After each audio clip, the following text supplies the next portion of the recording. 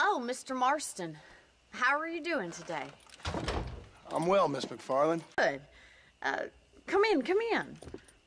You know, you never did tell me how you met that Bill Williamson or what you wanted from him. No, miss, I did not. Well, why not, if you don't mind me asking? I certainly don't mind you asking if you don't mind me not telling. Red Dead Redemption. It's a sequel to a game that no one ever heard of, but not the sequel to the game that I thought it was. It's the story of John Marsden, an ex-bandit turned farmer being blackmailed by the American government to go hunt down his old friends, or else his family will be, in large sarcastic quotes, taken care of. This story is probably the high point of the game. First off, because everything in this story seems to be portrayed in a morally complex way. John Marsden was once a bandit who's tried to atone for his mistakes in the past, but he's been forced into a situation where he must harm his fellow man and old friends of his, but he has to do it for the sake of protecting his family. On top of that, the American government that's forcing him into this situation isn't exactly portrayed in the kindest light either, as while they're trying to clean up the law, they're doing it in a really kind of slimeball manner, which in turn shows that not everything is necessarily black or white, but rather in varying shades of gray, and that feels realistic to life. I really like that. The John Marsden character is quite compelling. He seems like a very likable character. And what really surprised me was the fact that while he was once an orphan and a bandit and sort of portrayed in having been in one of the lower rungs of the ladder all his life, he's a very open-minded, very well-spoken, very well-understanding individual. And that really impressed me. It made him a very compelling and interesting individual. Unfortunately, many of the other characters in the story are not half as likable as John Marsden. And I don't really have any problem with these characters not being particularly likable. The only real gripe I have with it is that I get sick of having to go back and do other missions with these other story characters that I can't stand. But at the same time, the fact that I just didn't like them at all, in and of itself, made them memorable. I mean, you've got a grave digger who also robs from the graves he's digging, and a sheriff who is probably one of the few likable characters who just... he's sick of his job, but he still does it. I really like the cast of characters. They're not very likable, but while they're not likable, they are memorable, and they do add to the story. Now, this is a game by Rockstar, and unless you knew them before Grand Theft Auto, which covers about 2 titles, you probably know them as the guys who make those big, crazy Sandbox games. And this is a big, crazy sandbox, but I'm not sure it really suits the game. And the reason is... well, just look at this.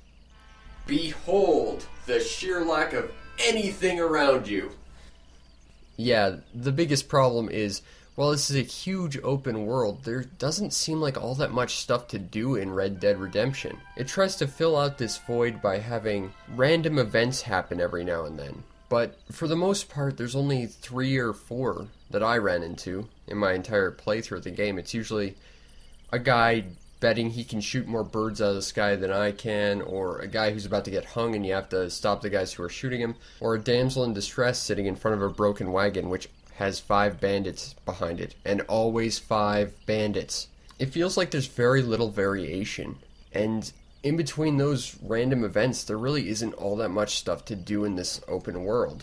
So in the end, it feels like all you can really do is get off your horse, stand around like a lemon, and wait for a cougar to come and eat you.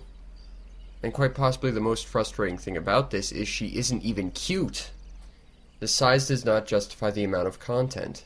And it tries to be kind of realistic to the time in that it's a series of small settlements scattered all throughout the desert. And while that is relatively true for the time, that doesn't justify the sheer lack of stuff to do out in that big open world you've created. It makes it boring.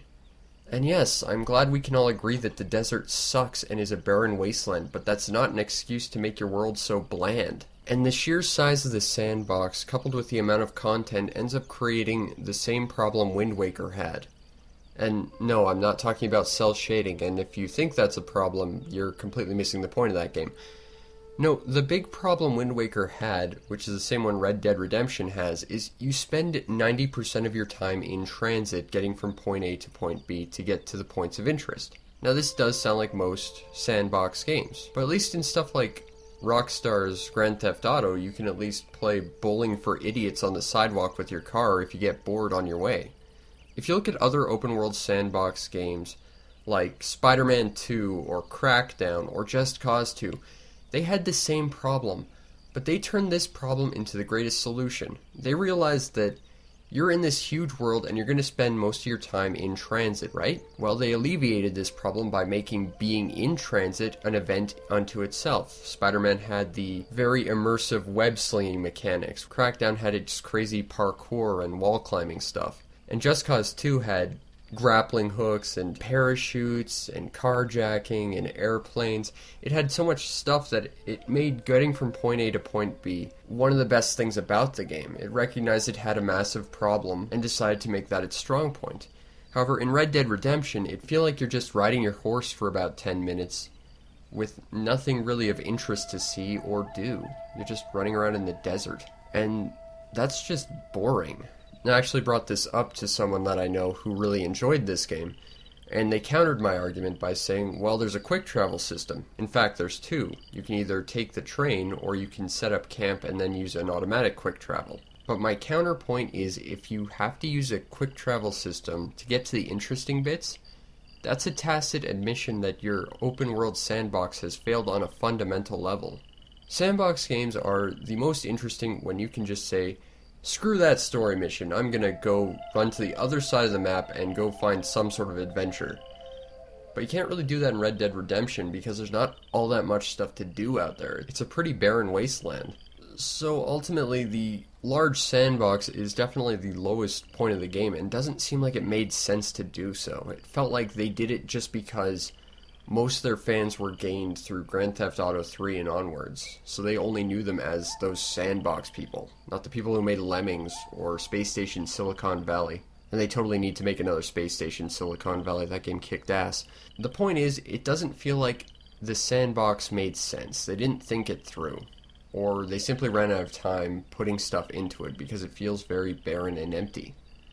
The combat is pretty fun. It takes the form of a third-person shooter.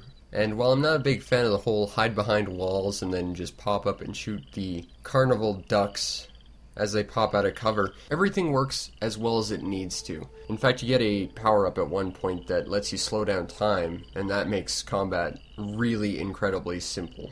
The soundtrack is pretty good. It's mostly ambient stuff, but occasionally you'll hear some guitar twang in the background or some whistling on the wind. It's very minimalist, but it works very well for what it needs to do. There's never more music than there needs to be, and there's never all that much music. But it suits the setting quite well, and I honestly don't think anything else would have worked quite as well as what they did. So, thumbs up to the soundtrack. The visual presentation is quite nice. All the character models are quite crisp and clear, and the animation is quite fluid. In fact, I really like how there's so many nice little touches, like if your character walks by another one, they'll react to each other. And in fact, there's even added sound clips for your character addressing other random NPCs as they walk around the world.